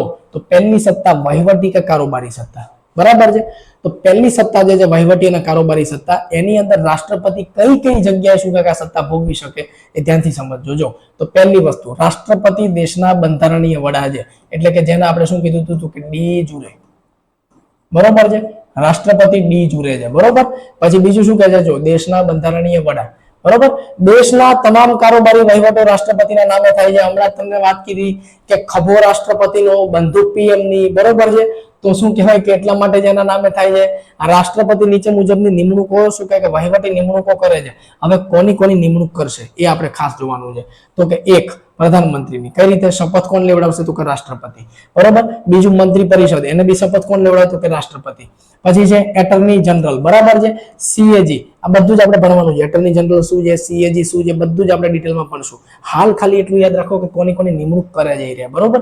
પછી ભારતના શું કહે કે મુખ્ય ચૂંટણી કમિશનર જે છે અથવા અન્ય ચૂંટણી કમિશનરો છે એની પણ નિમણૂક કોણ કરે છે? તો કે રાષ્ટ્રપતિ. અચ્છા, 2023 સંશોધન એક્ટ પ્રમાણે, અપોઇન્ટમેન્ટ સંશોધન એક્ટ પ્રમાણે સીઈસી જે છે એટલે કે મુખ્ય ચૂંટણી આયુક્ત અથવા તો ચૂંટણી આયુક્ત જે છે એની નિમણૂક માટે કમિટી બનાવવામાં આવી છે, પણ લાસ્ટ સિગ્નેચર હંમેશા રાષ્ટ્રપતિની ચાલે, એટલા માટે એની નિમણૂક રાષ્ટ્રપતિ દ્વારા જ થાય એવું કહેવાય, બરાબર છે. અહીં પહોંચશું ત્યારે આખું સમજાવી દઈશું કઈ કઈ વસ્તુઓ છે. યુપીએસસી ના અધ્યક્ષની ટૂંકમાં બંધારણીય સંસ્થાઓ જેટલી હોય એના જે પણ અધ્યક્ષ હોય એની નિમણૂક રાષ્ટ્રપતિ કરે, બરાબર છે. તો યુપીએસસી ના અધ્યક્ષની તમામ રાજ્યના રાજ્યપાલોની સીધી વસ્તુ છે. આંતરરાજ્ય સમિતિ એટલે કે અનુચ્છેદ 263 પ્રમાણે, હવે અનુચ્છેદ યાદ રાખી શકો, બરોબર. ભાષા પંચ અનુચ્છેદ 344 પ્રમાણે, અનુસૂચિત જાતિ આયોગ અને અનુસૂચિત જનજાતિ આયોગ એટલે કે શું કહેવાય કે NC SC and NC ST, national commission for scheduled caste અને national commission for scheduled tribe, આમની પણ નિમણૂક કોણ કરશે? અધ્યક્ષોની. એ જ સર્વોચ્ચ અદાલત તથા ઉચ્ચ ન્યાયાલયના ન્યાયાધીશોની બિલકુલ. નાણાં પંચ એનું બી કોણ કરશે? તો કે એ જ કરશે. અને છેલ્લે પછાત વર્ગ આયોગ એટલે કે એનસી એસસી, આમાં કયા કયા અનુચ્છેદ આવશે? તો કે 338 339, બરાબર છે. ડન.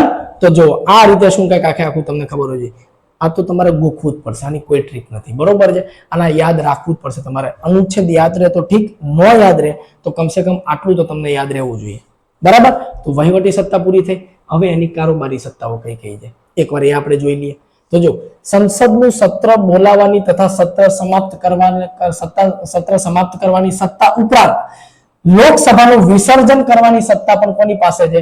તો કે રાષ્ટ્રપતિ પાસે. ટૂંકમાં સંસદીય કાર્યવાહી જે છે એ ચાલુ થતા એન્ડ થયા સુધીનું અને વિસર્જન કરવાની તમામ જે પાવર છે એ કોની પાસે છે? તો કે રાષ્ટ્રપતિ પાસે છે, બરોબર. તો સંસદનું સત્ર બોલાવવાની, સમાપ્ત કરવાની અને લોકસભા વિસર્જન કરવાની ત્રણે ત્રણ શક્તિ છે.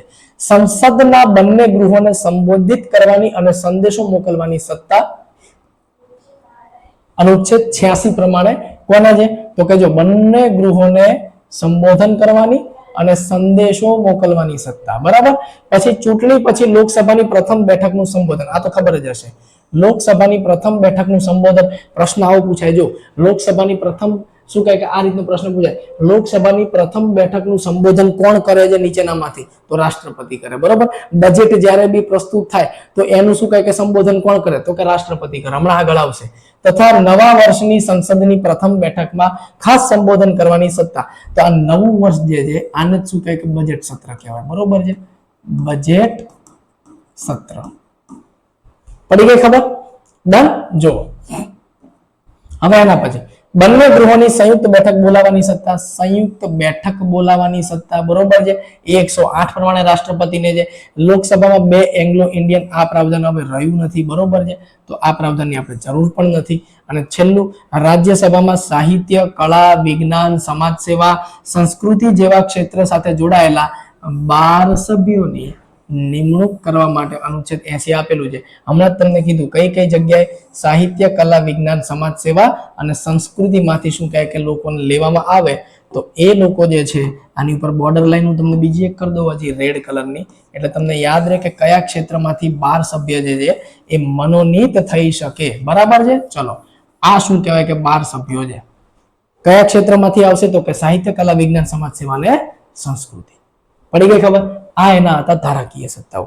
હવે જોઈ લઈએ વિત્તીય સત્તાઓ કઈ કઈ આપેલી છે, બરાબર છે. તો એક વાર વિત્તીય સત્તાઓ એટલે કે નાણાકીય સત્તાઓ જોઈ લઈએ. તો જો નાણાકીય સત્તામાં દેશનો નાણાં ખરડો લોકસભામાં રજૂ કરતા પહેલા રાષ્ટ્રપતિની મરજી લેવી પડે. એકદમ ઇમ્પોર્ટન્ટ. MIMP, બરાબર છે. તમે કોણ કે સાહેબ IMP આપો?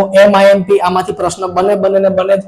એકમાત્ર ખરડો કે જેને શું કહે કે લોકસભામાં કે અચ્છા લોકસભામાં નાણાં ખરડો ખાલી આવે, બરોબર. રાજ્યસભામાં તો આવતોય નથી. તો જો લોકસભામાં રજૂ કરતા પહેલા માત્ર લોકસભામાં જ પ્રસ્તુત થાય,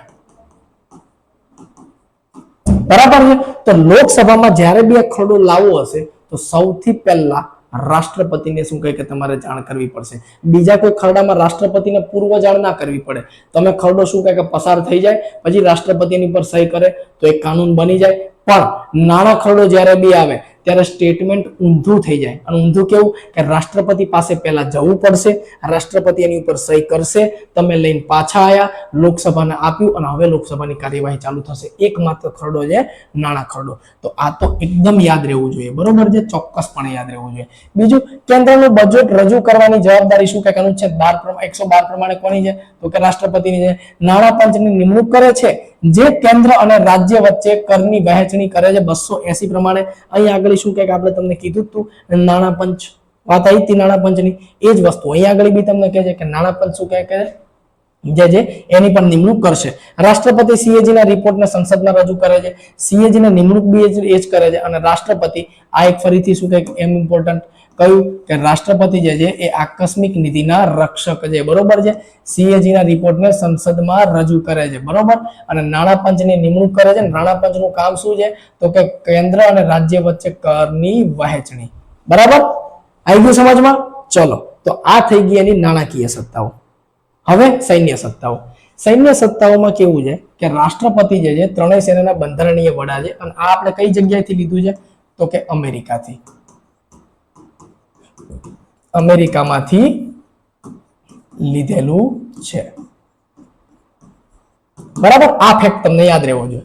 તો કે ભાઈ શું છે? તો કે ત્રણેય સત્તાના બંધારણીય વડા. એક ફેક્ટ આ થઈ ગયું. બીજું, તેઓ ત્રણેય સેનાના અધ્યક્ષોની નિમણૂક કરે છે. ત્રણેય સેનાના અધ્યક્ષોની નિમણૂક પણ કોણ કરશે? તો કે ભાઈ પોતે જ કરશે. અને કોઈ પણ દેશ સામે યુદ્ધની જાહેરાત, જો કોઈ પણ દેશ સામે યુદ્ધની જાહેરાત અથવા યુદ્ધ વિરામની જાહેરાત પણ કોણ કરી શકશે? તો કે ભાઈ રાષ્ટ્રપતિ. પણ આ જાહેરાત રાષ્ટ્રપતિ એમની જાતે નહીં કરી શકે. એમને શું કરવું પડશે કે આ જાહેરાત રાષ્ટ્રપતિ કેન્દ્રીય મંત્રી પરિષદની મંજૂરીથી કરી શકે છે. તો આ બંને પોઈન્ટ એકબીજા જોડે સંલગ્ન છે. એટલે જ કીધું હતું કે ખભો રાષ્ટ્રપતિનો, બંદૂક પીએમની. પડી ગઈ ખબર? તો આ વસ્તુ શું કહે કે એની સૈન્ય સત્તાઓ છે, બરાબર. ચલો, એના પછીનો નેક્સ્ટ કયો છે? તો કે ન્યાયિક સત્તાઓ. જો હવે ન્યાયિક સત્તાઓ જે છે એ તમારા ભાગ 5 ની અંદર બી છે. ભાગ 5 માં શું કહેવાય કે એ 124 થી તો ચાલુ થાય છે ખાલી, બરાબર છે. તો ત્યાંથી તમારે શરૂઆત કરવાની છે. તો જો સુપ્રીમ કોર્ટના મુખ્ય ન્યાયાધીશ તથા ન્યાયાધીશોની નિમણૂક કરવાની સત્તા. નિમણૂક કરવાની સત્તા એકચ્યુઅલી છે નહીં, કોલેજિયમથી જ નિમણૂક થાય. પણ છેલ્લી સહી જે છે ને એ સહી કોની આવશે? તો કે શું કહે કે રાષ્ટ્રપતિની. એટલા માટે, બરોબર છે. તો શું છે કે ન્યાયાધીશોની નિમણૂકમાં, બરોબર છે. ચલો, એના પછી શું કહે કે કયું સ્ટેટમેન્ટ છે? તો કે ભાઈ સુપ્રીમ કોર્ટના કર્યા જ છે તો હાઈકોર્ટના બી આવશે. તો હાઈકોર્ટના બી મુખ્ય ન્યાયાધીશ છે, એની નિમણૂકમાં કોણ આવશે? તો કે એમાં બી આ જ આવશે. કેટલાક કાયદાઓ અંગેની બાબતમાં સુપ્રીમ કોર્ટની સલાહ લેવાની સત્તા, બરોબર છે. તો આ જે સલાહ લેવાની સત્તા છે, સુપ્રીમ કોર્ટની સલાહ લેવાની સત્તા, એ ક્યાં આપી છે? 143 માં. પણ આમાં એક વસ્તુ યાદ રાખજો, અહીં આગળ તમને કહી દઉં. સુપ્રીમ કોર્ટ એટલે કે એસસી, આનું સુપ્રીમ કોર્ટ કહું. સુપ્રીમ કોર્ટ ધ્યાનથી સમજજો, બરોબર છે. આ સ્ટેટમેન્ટને, સ્ટેટમેન્ટ અહીં ઉપર ક્યાંક લખી દો કે સુપ્રીમ કોર્ટ સલાહ આપવા માટે બાધ્ય નથી, બરાબર. આટલું યાદ રહે. ક્યાંક છે ને ખૂણે ખાપચાને નોટ તરીકે લખી લેજો કે સુપ્રીમ કોર્ટ સલાહ આપવા માટે બાધ્ય નથી. રાષ્ટ્રપતિને લેવી હોય, સલાહ લેવા જવું હોય, જઈ શકે છે. પણ સુપ્રીમ કોર્ટ એનાથી અલગ છે. તો સુપ્રીમ કોર્ટ કહેશે ભાઈ મારે સલાહ નથી દેવી, તો ના બી દઈ શકે, બરોબર છે. સુપ્રીમ કોર્ટનો એક્સ્ટ્રીમ પાવર છે, એની મરજી. અને સલાહ દેવી હોય તો દે, ના દેવી હોય તો ના પણ આપે. પડી ગઈ ખબર? અને ત્રીજું મેઇન ઇમ્પોર્ટન્ટ વસ્તુ કે જે તમને યાદ જ રહેવી જોઈએ, અને કઈ વસ્તુ છે? તો કે રાષ્ટ્રપતિને માફી આપવાનો અધિકાર પણ છે, કોઈ પણ સજામાં, કોઈ પણ ગુનામાં, કોઈ પણ કલમ હેઠળ, બરાબર છે. તો જો ભારતના કોઈ પણ વિસ્તારમાં કોઈ પણ કાયદા અંતર્ગત સજા મેળવેલ ગુનેગારને સજા માફ કરવાની. તો જો સજા માફ કરવાની, બરોબર. સજા મોકૂફ રાખવાની, સજામાં વધારો કે ઘટાડો કરવાની સત્તા 72 પ્રમાણે કોને આપેલી છે? તો કે રાષ્ટ્રપતિને આપેલી છે. તમે કહેશો સર આમાં તો અનુચ્છેદ 51 થી 62 કહેતા હતા અમને, અને 52 થી 61 કહેતા હતા. આ તો ક્યાંના ક્યાં પહોંચી ગયા? કેમ કે મેં તમને કીધું હતું ને આમાં કન્સેપ્ટ યાદ રાખવાના છે, નહીં કે અનુચ્છેદ. તો અનુચ્છેદ છોડો, તમને એટલું ખબર હોય કે રાષ્ટ્રપતિ કઈ કઈ વસ્તુ કરી શકે, કઈ કઈ સત્તાઓની અંદર કઈ કઈ વસ્તુ આવે, બરાબર છે. ભાઈ સુપ્રીમ કોર્ટ જોડે સલાહ લેવા જઈએ કે સજા માફી કરીએ કે મોકૂફ કરીએ કે વધારો ઘટાડો કરી શકે, ન્યાયાધીશોની નિમણૂક કરે છે, સીએજી ની નિમણૂક કરે, સીઈસી ની નિમણૂક કરે, એ બધું એવું યાદ રહેવું જોઈએ તમને. આ વસ્તુ મેઇન છે રાષ્ટ્રપતિને ભણો ત્યારે, બરાબર. ચલો, નોંધ શું છે તો કે ફાંસી કે મૃત્યુદંડની સજા માફ કરવાની સત્તા માત્ર રાષ્ટ્રપતિ પાસે છે. આ સેમ સત્તાઓ રાજ્યપાલ પાસે બી છે, પણ રાજ્યપાલ પાસે ફાંસીની સજા જે છે એને માફ કરવાની સત્તા નથી, એ ખાલી ને ખાલી રાષ્ટ્રપતિ પાસે છે. એટલે નોંધ જે છે એને વ્યવસ્થિત રીતે વાંચજો, બરાબર છે, એને શું કહે કે છોડતા નહીં. ચલો હવે રાજદ્વારી સત્તાઓ અને ડિપ્લોમેટિક પાવર કહેવાય. ડિપ્લોમેટિક પાવર્સ, બરાબર. એમાં શું છે, દેશના તમામ આંતરરાષ્ટ્રીય કરારો અને સમજૂતીઓ રાષ્ટ્રપતિના નામે થાય છે. સીધી વસ્તુ છે. આંતરરાષ્ટ્રીય સંબંધની અંદર શું કહે કે પહેલેથી લઈને છેલ્લે સુધીનો પાવર કોનો હોય તો કે રાષ્ટ્રપતિનો. એક દેશમાં ભારતના કોઈ એમ્બેસેડર એટલે કે શું કહેવાય કે ભારતના સેક્રેટરીને નિમણૂક કરવાની જવાબદારી બી કોની, વિદેશ સેક્રેટરીની, તો કે એની જવાબદારી બી છે તો કે એ જે રાષ્ટ્રપતિની, બરોબર છે. તો કોઈ પણ જગ્યાએ વિદેશ સચિવ બી જાય ને આપણો, તો એ બી રાષ્ટ્રપતિ જેને નિમણૂક કરે, બરાબર. ચલો, કરે સંસદ જ, બરાબર, કરે કાર્યપાલિકા જ, કરે પીએમ અને મંત્રીમંડળ જ, પણ નામ કોનું તો કે રાષ્ટ્રપતિનું, કામ કોનું તો કે પીએમ અને મંત્રીમંડળનું, બરાબર. ચલો, નોંધ, સંસદની મંજૂરી જરૂરી છે. તો પહેલા જ કીધું તમને કે સંસદની મંજૂરી જરૂરી છે, બરાબર છે. જો મેં જે વાત તમને કરી એ જો હું ભૂલી ગયો, નોંધ લખી હતી મેં અહીંયા આગળ, તો એ નોંધમાં આવી ગયું છે, બરાબર છે. આ તમે નોટ્સ વાંચી લેશો, હું ગેરંટી મારું છું, બીજા કોઈ નોટ વાંચવાની જરૂર નથી. આટલું વાંચી લો, તમારું કોન્સ્ટેબલ શું કહે કે સિલેક્શન તો નહીં અટકે, એની જવાબદારી હું આપું. ક્યાંય બીજે ભટકવાની જરૂર નથી. આ મટીરિયલ જ કરવાનું હોય તમારે, બરોબર. પીપીટી વાળું મટીરિયલ બેસ્ટ મટીરિયલ છે, ફિલ્ટર કરેલું છે ઓલરેડી. ચલો, વિદેશમાં ભારતીય રાજદૂતોની નિમણૂક બી કોણ કરશે? જો આવ્યું શું કીધું, એમ્બેસેડર. એમ્બેસેડર એને તો કહેવાય, તો કે ભારતીય રાજદૂતોની નિમણૂક કરવાની સત્તા બી એની પાસે જ છે. અને વિદેશમાં ભારતીય રાજદૂતોની આવકારવાની સત્તા પણ એની જ છે, બરોબર છે. રાજદૂતોને આવકારવાની સત્તા પણ એની છે. મતલબ વિદેશી રાજદૂતને આવકારવાની એટલે કે આપણા દેશમાં, ભારતમાં અમેરિકાનો કોઈ શું કહે કે વિદેશી રાજદૂત બેઠો છે, તો એને આવકારવાની એટલે કે આવો અમારા દેશમાં. માનો કે કોઈ દેશનું મતલબ એમ્બેસી આપણા દેશમાં નથી, એનું શું કહે કે વિદેશ સચિવાલય આપણા દેશમાં નથી, તો એને કહેવાનું કે ભાઈ તમે બી ભારતની અંદર શું કહે કે પોતાની એક ઓફિસ નાખો, તો એ બી તમને કોણ કહેશે તો કે ભારતના રાષ્ટ્રપતિ કહેશે કે આવો ભારતની અંદર એક રાજદૂત લઈને, બરોબર છે. ચલો, હવે મેઇન વસ્તુ કઈ તો કે વટ હુકમ બહાર પાડવાની સત્તા. એક તો આ સેનાનું આધારે મળે છે, તો કે અનુચ્છેદ 13(3) જે છે એ શું કહે કે વટ હુકમનો પાવર આપે છે, બરોબર છે, મૂળભૂત અધિકારની અંદરથી. હવે જો આ મૂળભૂત અધિકારમાંથી મળે છે, પણ એને શું કહે કે એ પાવર ઓલરેડી આપેલો બીજે ક્યાં આગળ તો કે અનુચ્છેદ 123 પ્રમાણે. જો બે જગ્યાએ કહું છું, તમારે વટ હુકમ જે છે એ આની અંદર બી આવશે, જ્યારે તમે 13(3) ભણશો ત્યાં આગળ બી, અને અહીંયા આગળ બી. તો અહીંયા આગળ કયો છે તો કે અનુચ્છેદ 123 મુજબ રાષ્ટ્રપતિ વટહુકમ બહાર પાડી શકે, બરોબર છે. ચલો, આ નથી રાખવું, બરોબર છે, કન્ફ્યુઝ થઈ જશો ખોટા.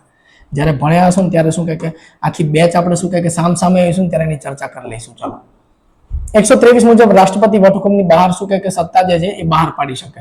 રાષ્ટ્રપતિએ બહાર પાડેલા વટહુકમ, જો વટહુકમ 6 મહિના સુધી અસ્તિત્વ ધરાવે છે. અહીંયા આગળ તમને કહી દો,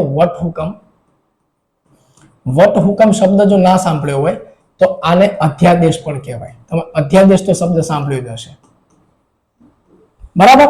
એનું મેક્સિમમ આયુષ્ય કેટલું છે તો કે 6 મહિના સુધી અસ્તિત્વ ધરાવે.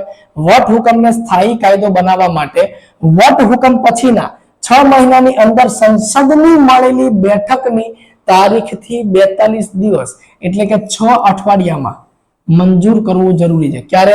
જ્યારે સંસદ મળે ફરીથી, સંસદની બેઠકની તારીખથી 6 મહિના.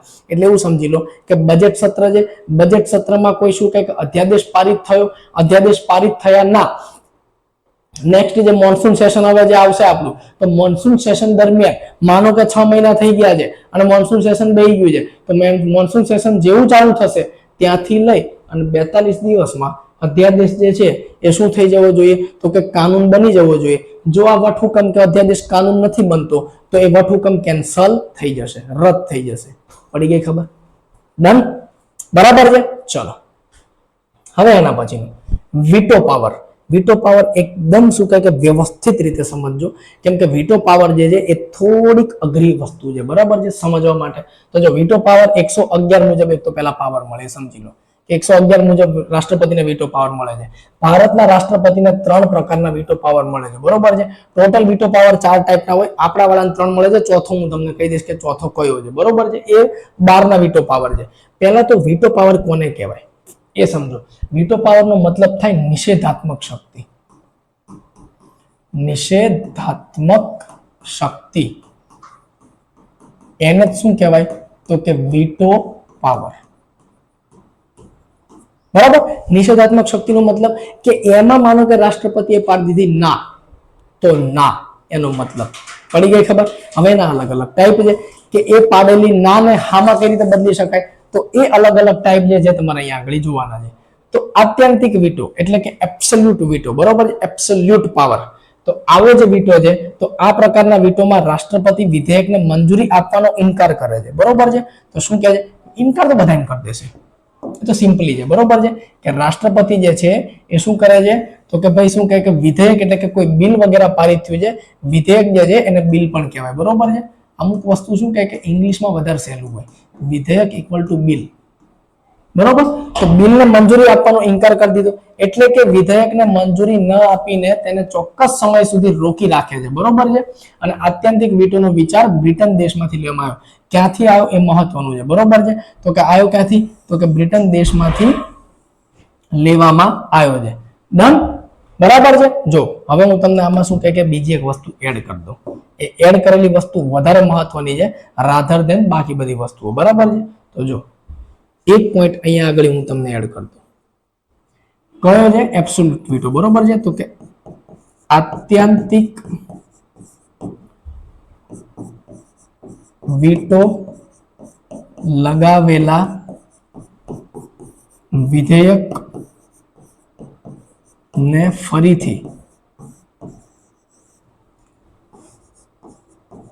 પસાર કરવા માટે વિશેષ બહુમતની જરૂર પડે. અને જો આવું થાય તો રાષ્ટ્રપતિ બાધ્ય છે વિધેયક મંજૂર કરવા. બરાબર છે, પડી ગઈ ખબર. જો શબ્દ અમુક કદાચ નહીં દેખાતા હોય પણ મેં ધીમે ધીમે બોલ્યો છું એટલે એ પ્રમાણે શબ્દ લખી લેજો, બરોબર છે. ધીમે ધીમે જ બોલ્યો છું તો એ પ્રમાણે લખી લેજો. ફરીથી એકવાર બોલ દઉં છું. આત્યંતિક વીટો લગાવેલા વિધેયકને ફરીથી પસાર કરવા માટે વિશેષ બહુમતની જરૂર પડે અને જો વિશેષ બહુમતથી પસાર થાય તો રાષ્ટ્રપતિ બાધ્ય છે વિધેયકને મંજૂર કરવા માટે. પડી ગઈ ખબર. આ થઈ ગયો આત્યંતિક વીટો. હવે આવશે નિલંબનકારી વીટો એટલે કે સસ્પેન્સિવ વીટો, બરાબર છે. સસ્પેન્સિવ વીટો શું છે? આ પ્રકારના વીટોમાં રાષ્ટ્રપતિ વિધેયકને મંજૂરી ન આપીને તેને પુનઃ વિચારણા માટે સંસદમાં મોકલી આપે છે, બરોબર છે. સંસદને એવું કહે છે કે ભાઈ ફરીથી એકવાર વિચારી લો, બરોબર. આ જે વીટો છે સસ્પેન્સિવ વીટો એ એક વખત શું કહેવાય કે અબ્દુલ કલામે યુઝ કરેલો છે, બરાબર, અટલ બિહારી વાજપેયીની સરકારમાં. કે શું કહેવાય કે રાષ્ટ્રપતિ શું કરશે? વિધેયકને મંજૂરી આપીને પુનઃ વિચારણા માટે સંસદમાં પરત મોકલી દેશે, બરોબર છે.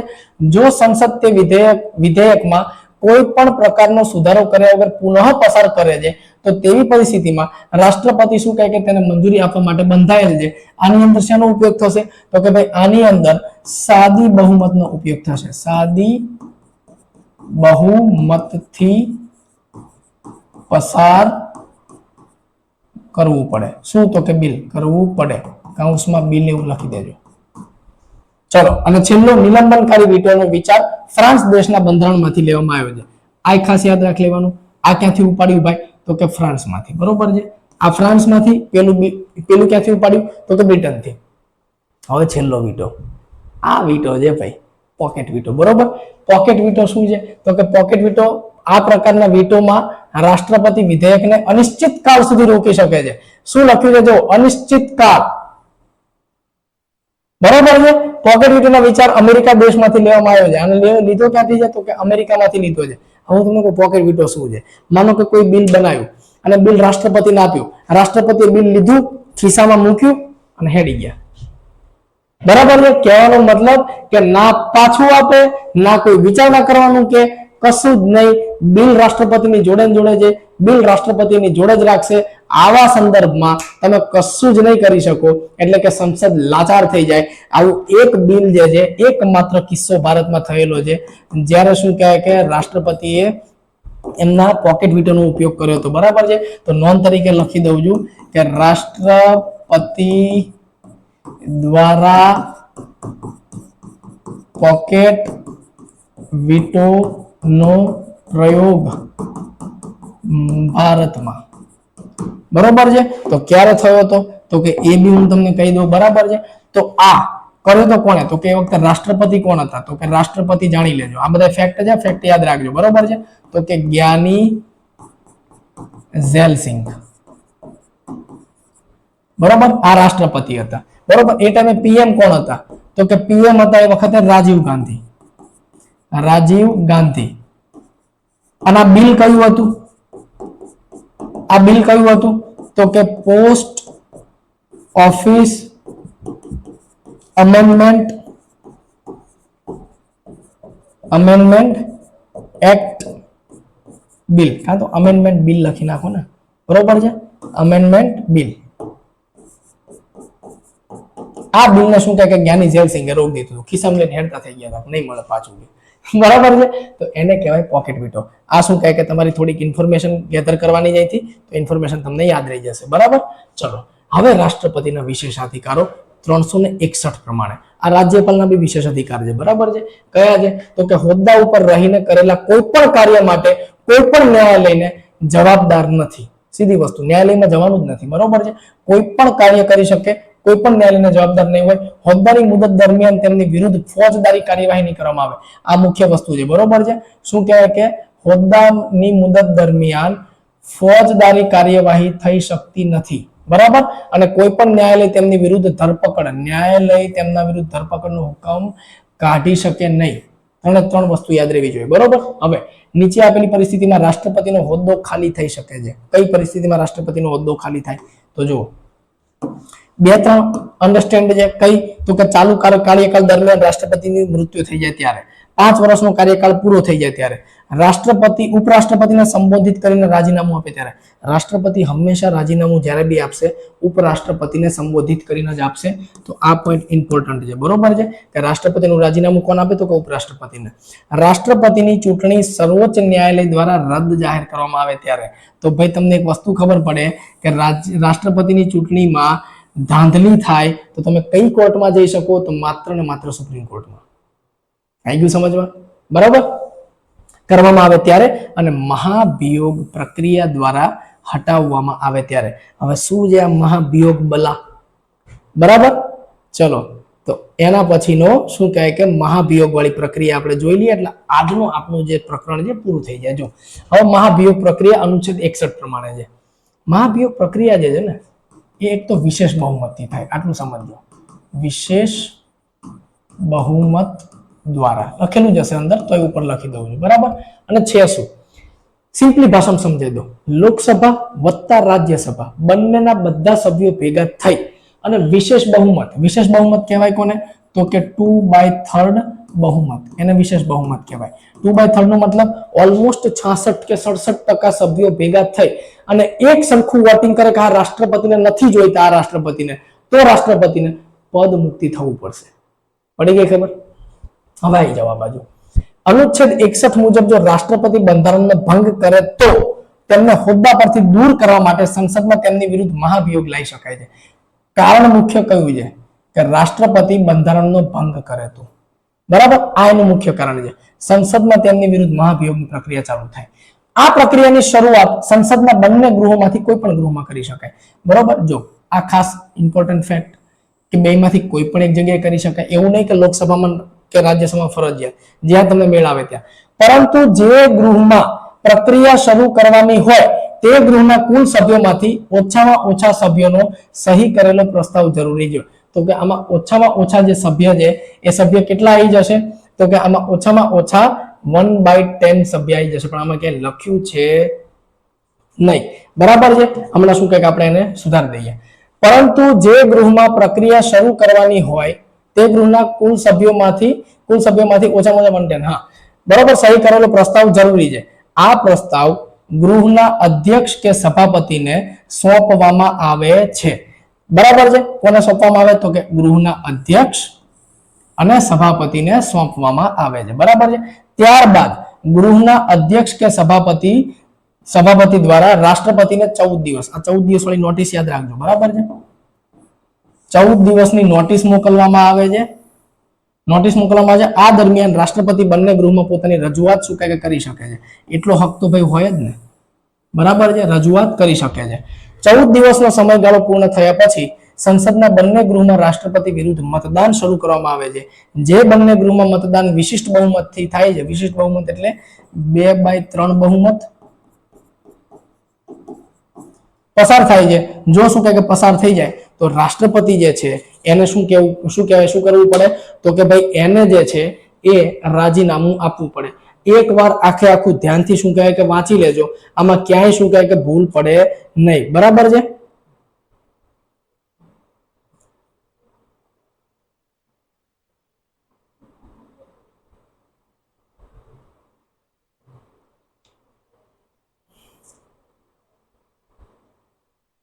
વ્યવસ્થિત વાંચી લેજો.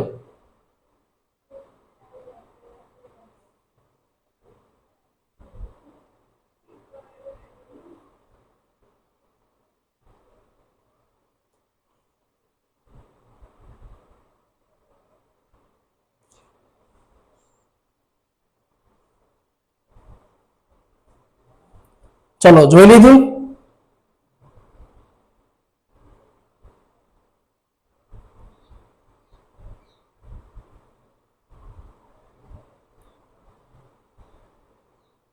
એક જ મિનિટ હો.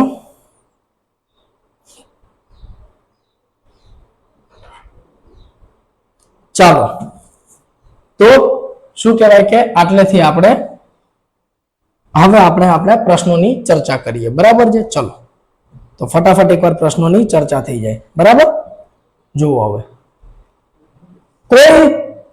કોઈ કારણસર રાષ્ટ્રપતિ અને ઉપરાષ્ટ્રપતિ બંનેના પદ ખાલી હોય ત્યારે તેમના કાર્યો કોણ સંભાળે છે? આ કોણ નથી, કોણ છે. બરાબર છે. કોણ સંભાળે છે?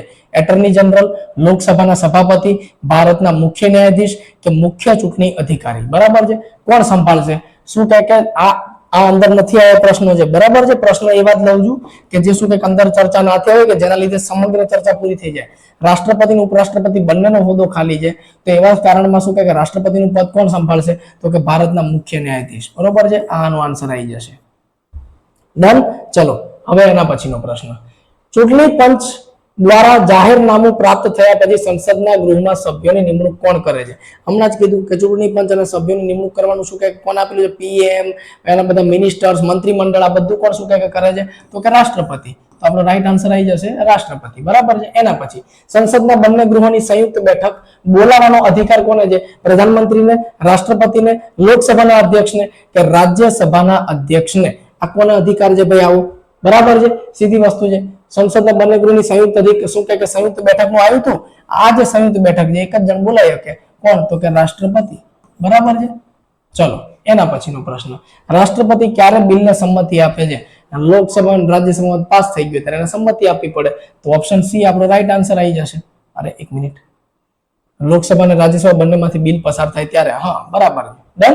ચલો, છેલ્લો પ્રશ્ન. અનુસૂચિત જાતિ અને અનુસૂચિત જનજાતિ અત્યાચાર નિવારણ ધારા હેઠળ અનુસૂચિત જાતિ અને જનજાતિને વગેરેને કરવાની સત્તા કોને આપેલી છે?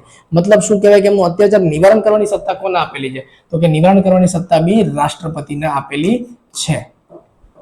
બરાબર છે. તો એની સાથે જ આજનો આપણો જે લેક્ચર છે એ અહીંયા આગળ પૂરો થાય છે. હોપ સો કે રાષ્ટ્રપતિ આખું સમજાઈ ગયું હશે, ક્યાંય જ કોઈ પ્રોબ્લેમ રહેતો નહીં હોય. બરાબર છે. તો આ રાષ્ટ્રપતિ જે હતું એ રાષ્ટ્રપતિની શું કે બધી ચર્ચાની અંદર થઈ ગઈ છે. બીજું કશું ક્યાંય બહારથી કરવાની જરૂર નથી. જે એક્સ્ટ્રા કહેવાનું હતું એ મેં કહી દીધું છે. એના પછી જે શું કે નતું તમે જાણ્યું એ તમે પ્રશ્નો દ્વારા લઈ લીધું છે. તો આવી જ રીતે શું કહેવાય કે આપણે અન્ય જે છે એ સંસદીય વ્યવસ્થાઓ ભણશું. ત્યાં સુધી મળીએ નેક્સ્ટ લેક્ચરમાં. ત્યાં સુધી જય હિન્દ, જય ભારત.